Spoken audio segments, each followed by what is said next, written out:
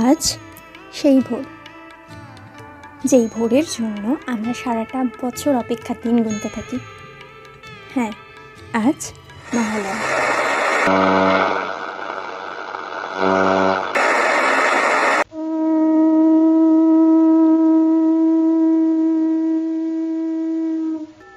আচ্ছা, মহালয়া তো আমরা প্রায় সকলেই শুনি, তবে মহালয়া শব্দের অর্থটা কি আমরা আদৌ সকলে জানি?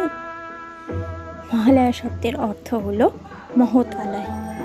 এই দিনটিতে পিতৃপক্ষের শেষ এবং দেবীপক্ষের সূচনা ঘটে, যেখানে দেবী দুর্গা পৃথিবীতে আগমন করেন বলে আমরা বিশ্বাস করি।